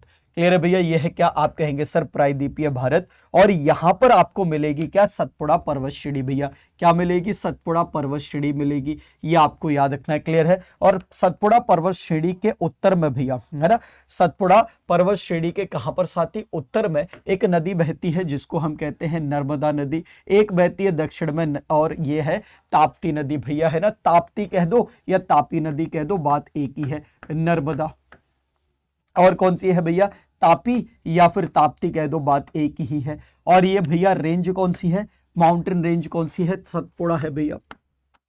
आई बात समझ में, क्या है, सतपुड़ा है। तो सतपुड़ा के भैया दोनों ओर कौन सी है आप कहेंगे, एक है नर्मदा एक है ताप्ती, नर्मदा और तापी नदियों के बीच में चलने वाली पर्वत श्रृंखला कौन सी है आप कहेंगे सतपुड़ा पर्वत श्रृंखला है, यह आपको याद रखना है। ठीक है भाई, कोई दिक्कत तो नहीं है, उम्मीद करते भैया यहां तक किसी को कोई दिक्कत नहीं होगी। अच्छा यहीं पर पूछ लेगा भैया कि बताओ सतपुड़ा की सबसे ऊंची चोटी कौन सी है, तो याद रखना धूपगढ़ है भैया, सबसे ऊंची चोटी कौन सी है, धूपगढ़ है, यह आपको याद रखना है। कौन सी है, धूपगढ़ है, यह आपको याद रखना है। क्लियर है भैया। इसी के साथ साथ यहां पर आपसे पूछा जाए विंध्य पर्वत श्रेणी की सबसे ऊंची चोटी कौन सी है, गुडविल पीक है भैया, क्या है, गुडविल पीक है, ये आपको याद रखना है। क्या कहते हैं हिंदी में इसको, सद्भावना शिखर कहते हैं भैया, सद्भावना शिखर कहते हैं, ये आपको याद रखना है ना। अगर हम बात करें भैया अजंता श्रेणी और शिवालिक, तो अजंता की बात करें तो याद रखना महाराष्ट्र में है भैया, कहां पर है, महाराष्ट्र में है, ये आपको याद रखना है। अजंता कहां पर है भैया, महाराष्ट्र में है, ये आपको याद रखना है भैया, है ना, महाराष्ट्र राज्य में है। ठीक है भैया, कोई दिक्कत तो नहीं है, उम्मीद करते हैं भैया यहां तक कोई दिक्कत नहीं होगी। शिवालिक की बात करें भैया, शिवालिक की बात करें तो याद रखना भैया हिमालय की 3 समानांतर श्रेणियां हैं, मध्य हिमालय बीच में है, इसके ऊपर है क्या आप कहेंगे महान हिमालय जिसको हिमाद्री भी कहते हैं, और सबसे नीचे है क्या शिवालिक। तो शिवालिक क्या है आप कहेंगे हिमालय की सबसे भैया बाहरी श्रेणी है, निचली श्रेणी है, सबसे नवीन श्रेणी है शिवालिक। क्लियर है भैया, मैं लिख देता हूं इंपॉर्टेंट है, हिमालय की श्रेणी है, पहले तो याद रखना भैया किसकी है, हिमालय की सबसे बाहरी और सबसे नवीन क्लियर है भैया, और सबसे नवीन श्रेणी है, ये आपको याद रखनी है शिवालिक। क्लियर है भैया, ये आपको याद रखना, बहुत बार पूछा जाता है भैया। क्लियर है, सबसे बाहरी यानी कि बाहर वाली, इसको भैया क्या कहते हैं, गिरिपद भी कहते हैं। गिरि का मतलब क्या होता है, पर्वत होता है, गिरि का मतलब पर्वत और पद का मतलब पैर, गिरिपद जाने के भैया हिमालय के पैर भी इसको कहते हैं, क्योंकि इसके बाद मैदानों की शुरुआत हो जाती है। ठीक है भाई, चलें आगे, कोई दिक्कत तो नहीं है। याद रखना ये जो विंध्य पर्वत है ना भैया, ये विंध्य पर्वत भारत को भौगोलिक रूप से 2 भागों में बांटने का काम करता है भैया। ये जो विंध्य पर्वत है ये भारत को भौगोलिक रूप से 2 भागों में बांटने का काम करता है। इसका मुख्य विस्तार कहां पर है, तो याद रखना विंध्य पर्वत हो या सतपुड़ा पर्वत श्रेणी हो, इन दोनों का मुख्य विस्तार भैया कहां पर है, सर इन दोनों का मुख्य विस्तार मध्य प्रदेश में है। तो ये विंध्य पर्वत है, मान लो भैया क्या है, विंध्य पर्वत है। ठीक है, विंध्य पर्वत भारत को भौगोलिक रूप से 2 भागों में बांटने का काम करता है। ऊपर वाले को कहते हैं उत्तर भारत, बहुत बार पूछा गया इसलिए बता दे रहा हूं भैया, है ना। नीचे वाले को कहते हैं दक्षिण भारत। उत्तर भारत बोले तो नॉर्थ इंडिया और दक्षिण भारत बोले तो भैया साउथ इंडिया। तो भारत को 2 भौगोलिक भागों में बांटने का काम कौन, विंध्य पर्वत, ये आपको याद रखना है, पूछा गया है इसलिए मैंने आपको यहां पर बता दिया है। ठीक है भैया, आगे चलें, आगे आ जाओ फटाफट से, बहुत हो गया भैया इसी क्वेश्चन पर डिस्कशन। अगला क्वेश्चन बताना है, सैयद मुश्ताक अली ट्रॉफी किस खेल से संबंधित है, ये आपको बताना है भैया। सैयद मुश्ताक अली ट्रॉफी किस खेल से संबंधित है, ये आपको बताना है भैया। क्रिकेट, जूडो, मुक्केबाजी या तैराकी, फटाफट से बताएंगे सही आंसर यहां पर क्या होगा। तो याद रखेंगे स्विमिंग, स्विमिंग का मतलब क्या होता है साथी, तैराकी होता है। ऑप्शन सी यहां पर हो जाएगा सही आंसर, ये आपको याद रखना है। अगर सेशन अच्छा लग रहा हो और लग रहा हो कि भैया त्योहार के दिन भी कोई साथी यहां पर खड़ा होकर आपको पढ़ाने का काम कर रहा है, खाना पूर्ति नहीं कर रहा है कि क्वेश्चन और उसका आंसर और आगे भैया नहीं भाई, पूरा एक्सप्लेनेशन दे रहा हूं, जितना जरूरी है, जितना पूछा जाता है सब बता के चल रहा हूं, है ना। तो अच्छा लगे तो एक बार भैया लाइक जरूर करना वीडियो को, सेशन को शेयर भी कर देना। चैनल पर नए हो, ऐसे ही पढ़ना चाहते हो तो क्या करेंगे भैया, चैनल को सब्सक्राइब करेंगे। आगे आ जाओ भाई, भारत के निम्नलिखित में से किस राष्ट्रपति ने उपराष्ट्रपति का पद नहीं संभाला है, ये आपको बताना है भैया। तो अगर हम जाकिर हुसैन की बात करें, डॉक्टर जाकिर हुसैन के भैया, क्लियर है। यहां पर वीवी गिरी की बात करें, क्लियर है भैया, और वेंकट रमन की बात करें, मगर ऑप्शन डी भैया हमारा आंसर हो जाएगा ज्ञानी जैल सिंह भैया, है ना। तो ज्ञानी जैल सिंह कौन थे, आप कहेंगे भारत के राष्ट्रपति थे, मगर उपराष्ट्रपति का पद कभी नहीं संभाला, उपराष्ट्रपति नहीं रहे। Option D is the right answer of this question. हाल ही में पूर्वोत्तर भारत के पहले प्राकृतिक चिकित्सा अस्पताल की आधारशिला कहां रखी गई है, यह आपको बताना है भैया। जल्दी से बताएंगे सही आंसर यहां पर क्या होगा। क्वेश्चन नंबर 32 यानी कि आपको बताना है 32वें क्वेश्चन का सही आंसर। फटाफट से बताओ, गुवाहाटी, डिब्रूगढ़, शिलोंग या इंफाल भैया, क्या होगा सही आंसर, फटाफट से बताओ। देखते हैं कौन कौन भैया कोशिश करता है आंसर सही करने की, जल्दी से बताएंगे भैया।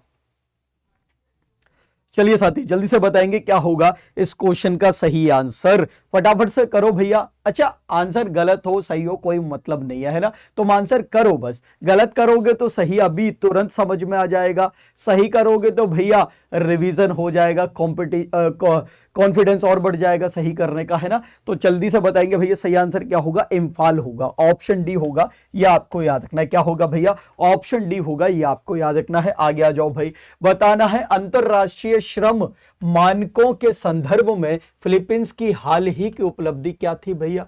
अंतरराष्ट्रीय श्रम मानकों के संदर्भ में फिलीपींस की हाल ही की उपलब्धि क्या थी, ये आपको बताना है भैया। जल्दी से बताएंगे सही आंसर क्या है। करंट वारंट पढ़ते होगे तो पता होगा, अन्यथा तो भैया फिर तो वही है, जय माता दी कुछ भी लगा दो, है ना। क्या लगा दो भैया, कुछ भी लगा दो जय माता दी का नाम करके, है ना। एक बार पढ़ लेते हैं भैया। ILO, ILO का मतलब क्या है, इलू इलू नहीं है बेटा जो तुम सोच रहे हो, है ना। इलू इलू, ILO इलू, है ना। इलू का मतलब, है ना, वो नहीं है बेटा, इंटरनेशनल लेबर ऑर्गेनाइजेशन है। क्या है, दिल टूट गया ना तुम्हारा। इंटरनेशनल लेबर ऑर्गेनाइजेशन सम्मेलन की मेजबानी करना, अच्छा ऐसी बात है। ILO सम्मेलन की पुष्टि करने वाला पहला एशियाई देश बनना, अच्छा भैया। एक नया श्रम मंत्रालय स्थापित करना, राष्ट्रव्यापी न्यूनतम मजदूरी नीति को लागू करना। उपलब्धि क्या थी, तो याद रखना भैया उपलब्धि है क्या, ILO इंटरनेशनल लेबर ऑर्गेनाइजेशन सम्मेलन की पुष्टि करने वाला पहला एशियाई देश बनना, यह आपको याद रखना है। क्लियर है, option B is the right answer of this question, यह आपको याद रखना है। International labour organisation ILO, clear है भैया, नॉट जो तुम समझ रहे हो, ठीक है भैया। आगे आ जाओ, विद्युत आवेश की SI इकाई क्या है भैया। विद्युत आवेश समझते हो भैया, इलेक्ट्रिक करंट के, इलेक्ट्रिक चार्ज कहते हैं, है ना। इलेक्ट्रिक चार्ज, इलेक्ट्रिक बोले तो भैया विद्युत आवेश का मतलब चार्ज होता है, ठीक है। इलेक्ट्रिक करंट का मतलब होता है विद्युत धारा, तो वो अलग है। ये है विद्युत आवेश, इलेक्ट्रिक चार्ज। और इलेक्ट्रिक चार्ज की जो SI यूनिट होती है भैया, इकाई होती है, उसको हम कूलाम कहते हैं। क्या कहते हैं, कूलाम कहते हैं। ये आपको याद रखना है। ऑप्शन क्या हो जाएगा, सी यहां पर एकदम सही आंसर हो जाएगा। मगर आप देखोगे ना, जैसे वाट भैया, वाट किसकी SI इकाई है, तो सर वाट जो है पावर की है। किसकी, पावर। पावर को अंग्रेजी में क्या कहते हैं, शक्ति।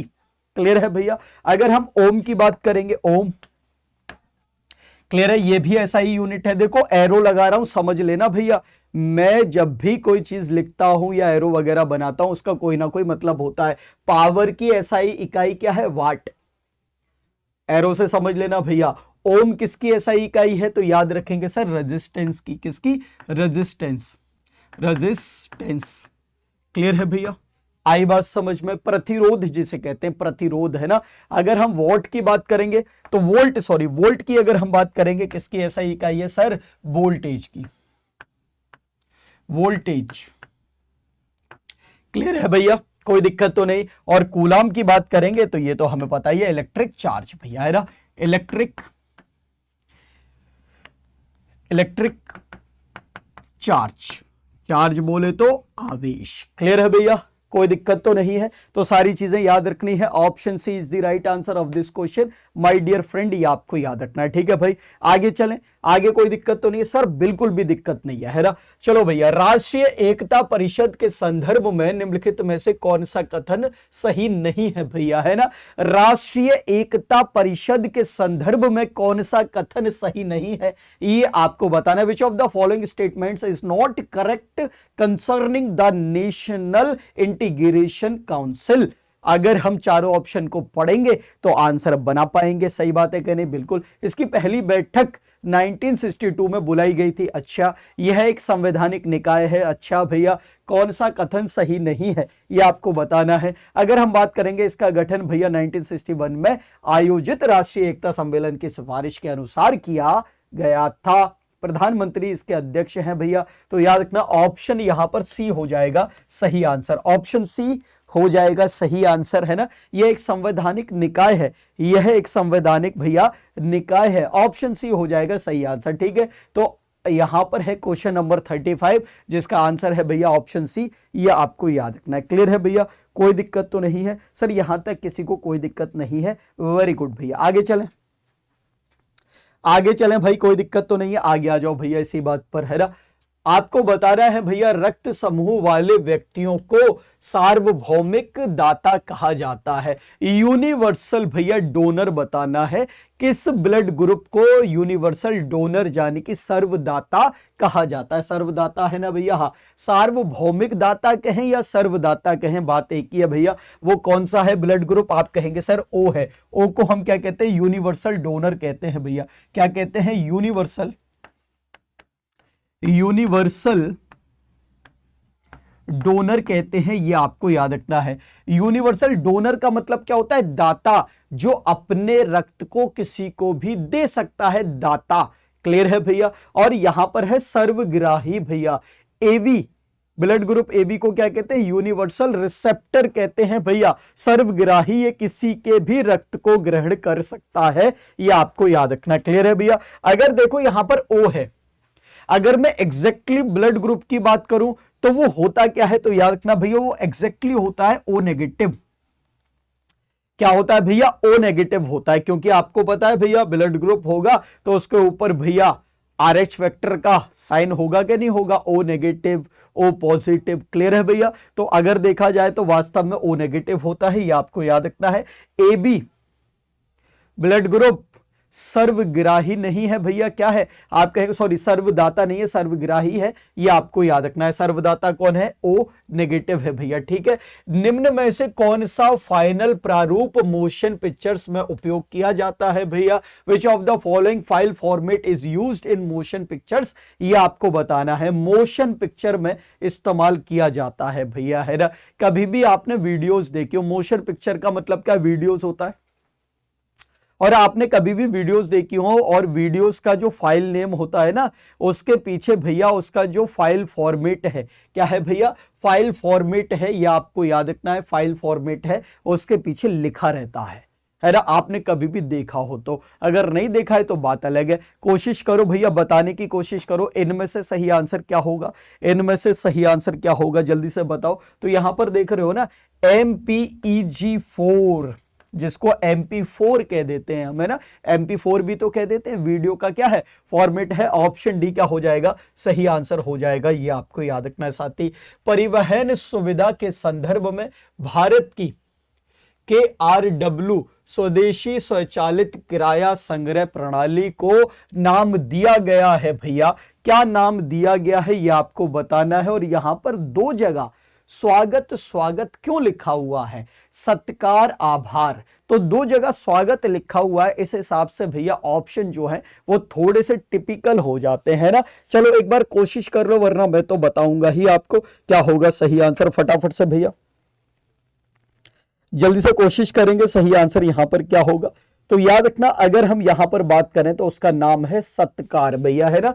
तो हमें अब कोई फर्क नहीं पड़ता ऑप्शन बी और सी से भैया, क्योंकि वो हमारे सही आंसर है ही नहीं। वो दो की जगह भैया तीन जगह ऑप्शन ए में भी लिखे होते तो हमारा कोई भैया उससे घाटा हो रहा होता नहीं सर, क्योंकि हमारा तो ऑप्शन डी सही है, सत्कार। आगे आ जाओ भैया। मछलियों के वैज्ञानिक अध्ययन को कहा जाता है भैया, मछलियों के वैज्ञानिक अध्ययन को कहा जाता है क्या?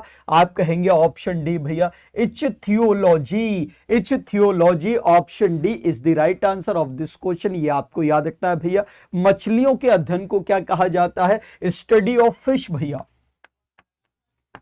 स्टडी ऑफ फिश, ये आपको याद रखना है भैया। क्या कहते हैं? आप कहेंगे सर इच्थियोलॉजी कहते हैं। ऑप्शन डी यहां पर हो जाएगा सही आंसर, ये आपको याद रखना है। ठीक है भाई, कोई दिक्कत तो नहीं है। उम्मीद करते हैं यहां तक किसी को कोई दिक्कत नहीं होगी। दो चार बातें मैं आपको बता देता हूं, याद रखना भैया। कार्डियोलॉजी, कार्डियोलॉजी, जहां पर भी लॉजी आएगा समझ जाना भैया स्टडी की बात हो रही है, अध्ययन की बात हो रही है ना। हेमेटोलॉजी, हेमेटोलॉजी, क्लियर है भैया। साइटोलॉजी, साइटोलॉजी, क्लियर है भैया, कोई दिक्कत तो नहीं है। हिस्टोलॉजी, हिस्टोलॉजी भैया, क्लियर है। अच्छा, कौन कौन से हैं भैया? आप कहेंगे study of heart, study of heart, study of heart, यानी कि भैया हृदय का अध्ययन, कार्डियोलॉजी। ठीक है भैया। हेमेटोलॉजी, स्टडी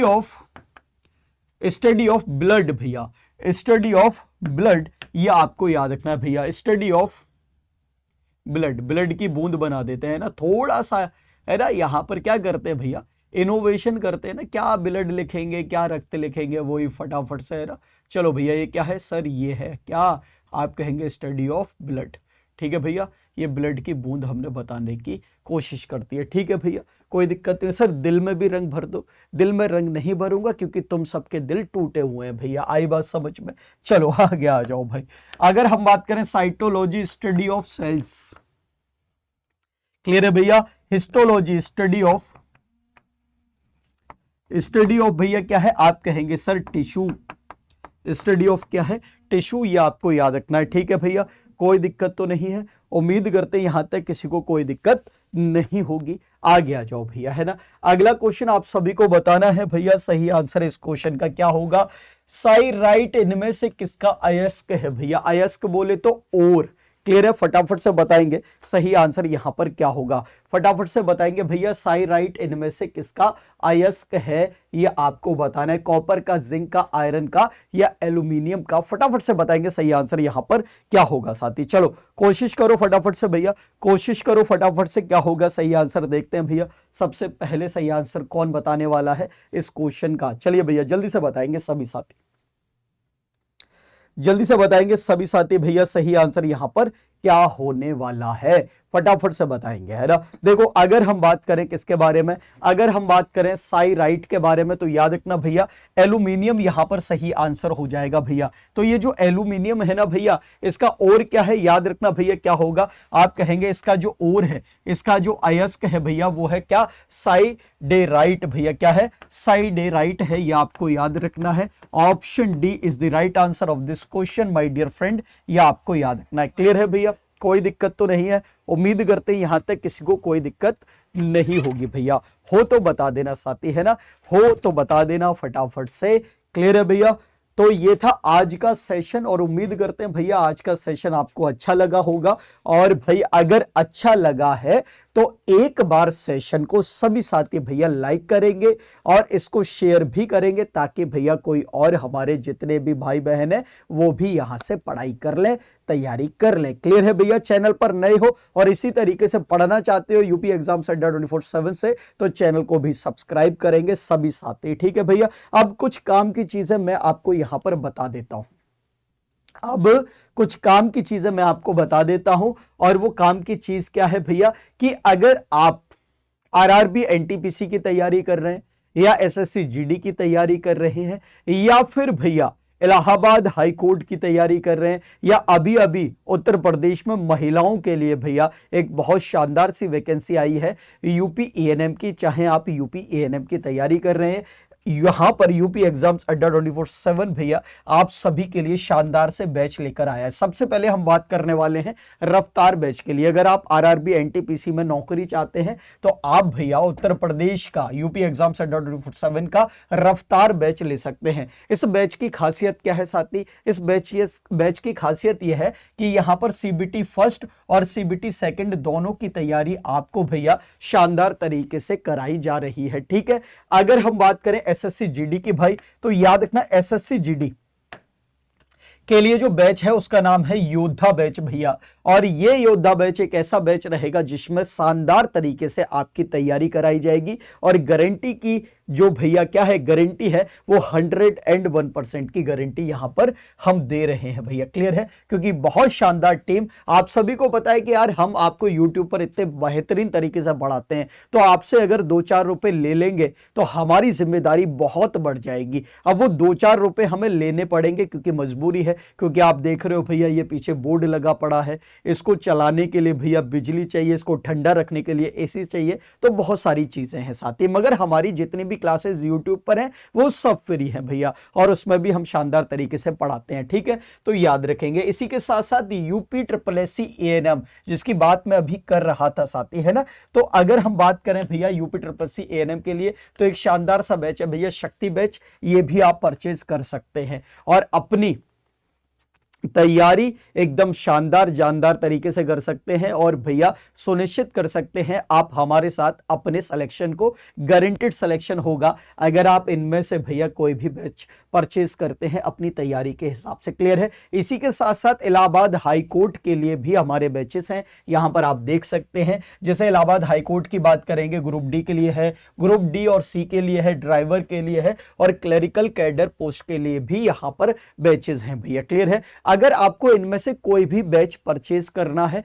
और आप चाहते हैं कि भैया उस पर आपको छूट भी मिले, डिस्काउंट भी मिले, तो आपको अगर मैक्सिमम डिस्काउंट चाहिए मेरे प्यारे साथियों, ठीक है, अगर आपको मैक्सिमम डिस्काउंट चाहिए तो आपको उसके लिए कूपन कोड इस्तेमाल करना पड़ेगा। कूपन कोड कौन सा है? तो साथी याद रखेंगे, कूपन कोड है यहां पर Y970 यानी कि Y970 भैया, Y970 कूपन कोड लगाएंगे तो यहां पर आपको 80% से ज्यादा भैया डिस्काउंट मिल जाएगा भैया। कितना? तो याद रखना 80% से अधिक मैक्सिमम डिस्काउंट। कितना?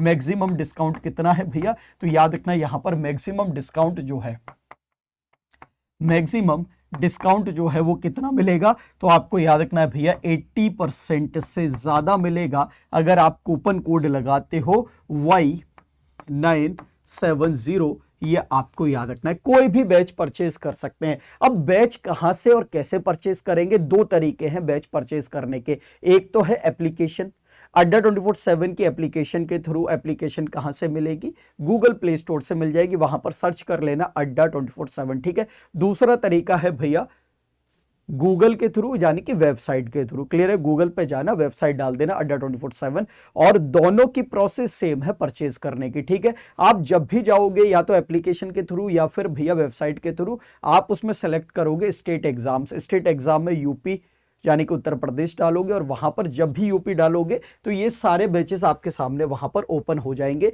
जो भी बैच चाहते हो आप ले लेना भैया। मैक्सिमम डिस्काउंट 80% से ज्यादा डिस्काउंट चाहिए तो Y970 कोड लगा लेना किसी भी बैच पर। ऐसा नहीं है कि ये आरआरबी एनटीपीसी के लिए है, SSCGD के लिए, किसी के लिए नहीं, सबके लिए है भैया, किसी एक के लिए नहीं है, कोड सबके लिए। ठीक है। इसी के साथ साथ भैया रफ्तार बैच के बारे में मैं आपको बता ही चुका हूं, और चाहे तो आप स्पेशल बैचेस भी हैं वो भी परचेज कर सकते हैं। जीके जीएस का स्पेशल बैच है। ठीक है, जहां पर मेरे साथ साथ रवि सर, फरिया मैम भी हैं जो अपने अपने सब्जेक्ट्स आपको पढ़ाएंगे। जीके जीएस के साथ भैया मैथ स्पेशल बैच भी है।